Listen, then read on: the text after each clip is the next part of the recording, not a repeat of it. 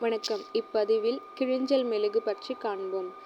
தேவையான சரக்குகள் பார்த்தோம் அப்படின்னா, சிறு கிழிஞ்சல் சுட்டி தேவையான அளவு, நெல்லிக்காய் தேவையான அளவு, சிற்றாமணக்கெண்ணெய் தேவையான அளவு.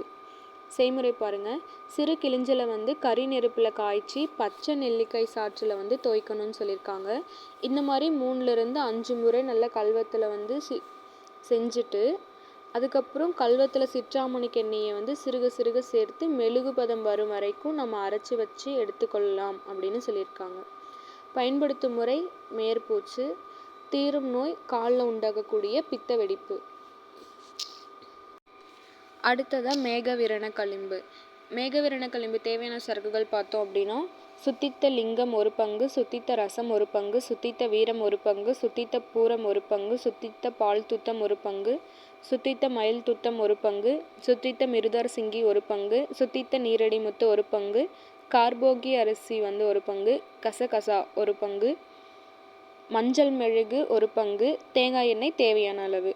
செய்முறை பாருங்கள். மஞ்சள் மெழுகை தேங்காய் எண்ணெய் 2யும் சேர்த்து நல்லா உருக்கி வடிகட்டி அதில் பொடிச்ச லிங்கம், ரசம், வீரம், பூரம், மயில் துத்தம், பால் துத்தம், மிருதார் சிங்கி, நீரடி முத்து, கார்போக அரிசி, கசகசா இந்த சரக்குகள் எல்லாமே கொஞ்சம் கொஞ்சமாக தூவி நன்றாக கலந்து ஆறுனதுக்கப்புறம் எடுத்து வச்சுக்கலாம் அப்படின்னு சொல்லியிருக்காங்க. பயன்படுத்தும் முறை மேற்பூச்சு, தீரும் நோய்கள், மேகப்புண்கள், தடிப்புள்ள புண்களுக்கு நம்ம தடவி வந்தோம் அப்படின்னா கரைந்து அது ஆறும் அப்படின்னு சொல்லியிருக்காங்க.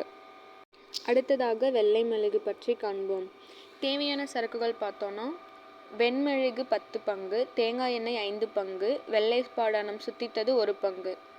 செய்முறை பாருங்கள். மெழுகை உருக்கி அது கூட தேங்காய் எண்ணெய் கலந்து நுண்ணிய வெள்ளை பாடானம் பொடியை நம்ம தூவி அரைச்சி வைத்துக்கணும் அப்படின்னு சொல்லியிருக்காங்க.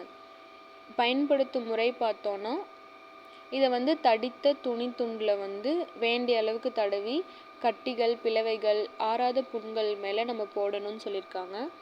தீரும் நோய்கள் பார்த்தோம் அப்படின்னா, கட்டிகள், பிளவைகள், ஆறாத புண்கள், அரையாப்பு. குறிப்பு பாருங்கள். இதை வில்லை தட்டி அனலில் காட்டி அரையாப்பு மீது நம்ம போட்டோம் அப்படின்னா அது அழிந்து விடும் அப்படின்னு சொல்லியிருக்காங்க. அடுத்ததாக படிகார நீர். படிகார நீருக்கு தேவையான சரக்குகள் பார்த்தோன்னா, சுத்தித்த படிகாரம், நீர். படிகார பொடி 35 கிராம், நீர் 10.4 லிட்டர். செய்முறை பாருங்கள். படிகாரத்தை நீரில் சேர்த்து நல்லா கலந்து வைத்து கொள்ளணும் அப்படின்னு சொல்லியிருக்காங்க. பயன்படுத்தும் முறை வாய் கொப்பளிக்கவும், அப்புறம் புண்களை கழுவதற்கு, கண் நோய்க்கு சொட்டு மருந்தாகவும் பயன்படுத்தலாம். மூக்கில் ரத்தம் பெருகினால் நசிமிடவும் உதவும் அப்படின்னு சொல்லியிருக்காங்க. தீரும் நோய்கள் புண், வாய்ப்புண், கண் நோய் இவைகளெல்லாம் தீரும் நோய்களை சொல்லியிருக்காங்க. அடுத்ததாக வெங்கார பொடி. வெங்கார பொடிக்கு தேவையான சரக்குகள் பார்த்தோன்னா, சுத்தித்த பச்சை வெங்காரம் அல்லது வெங்காரம் 1 பங்கு, சாணிப்பால் தேவையான அளவு. வெங்கார கட்டியை நம்ம சாணிப்பாலில் துவச்சி ஒரு துடை உலர்த்தி நுண்ணிய பொடி மாதிரி நம்ம செஞ்சுக்கணும் அப்படின்னு சொல்லியிருக்காங்க. பயன்படுத்தும் முறை புண்களுக்கு மேலே தூவணும். தீரும் நோய்கள் புண், புரை, படைகள் இவைகளெல்லாம் தீரும் நோய்கள். தேங்க்யூ.